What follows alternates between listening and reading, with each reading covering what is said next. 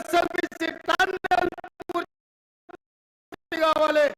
ఖమ్మం జిల్లాలో సీతారామ సాగర్ ప్రాజెక్టును పూర్తి చేయాలి.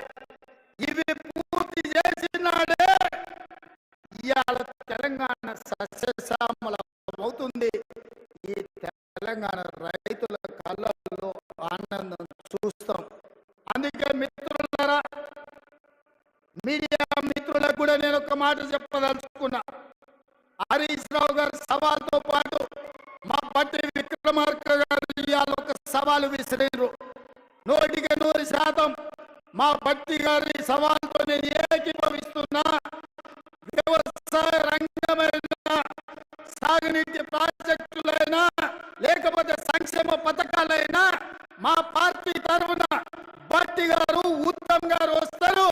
హరీష్, కేసీఆర్ ఎవడెవడు వస్తాడో, లేకపోతే బామర్దులు బిల్లా రంగాలు వస్తారో, ఏ సెంటర్ అయినా, ఏ చౌరస్తైనా, అమరవీరుల స్తూపమైనా మేము సిద్ధం.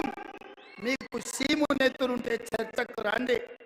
10 ఏళ్ళ మీ పాలన, 8 నెలల మా ఇందిరమ్మ పాలన మీద సత్త పెడదాం, సవాలు చేద్దాం.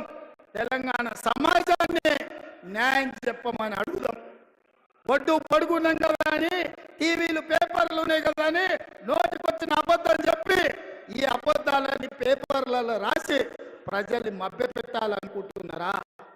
ఇవాళ నిజంగానే హరీష్ రావు నువ్వు చెప్పింది నిజమైతే, కాంగ్రెస్ పార్టీ పేదలకు అన్యాయం చేస్తే నువ్వే సవాలు విసిరినావు కదా.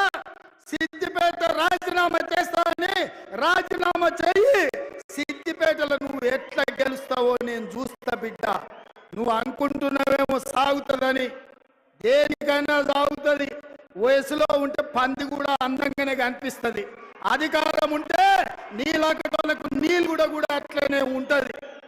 ఇవాళ అధికారం పోయింది కదా, ఇప్పుడు తెలుస్తుంది నీకు నొప్పి ఏందో, పేద ప్రజల కష్టాలు ఏందో. అందుకే ఇవాళ తండ్రి ముఖం సాటేసిండు, ఫామ్ హౌస్లో వండుకున్నాడు. ఇవాళ ఆయన ఫామ్ హౌస్లో నుంచి బయటికి వస్తలేడు. బయటికి వచ్చినోడు వీడు అబద్ధాలు చెప్పుడు ఆపుతలేడు. అందుకే మిత్రులారా, అప్రమత్తంగా ఉండండి.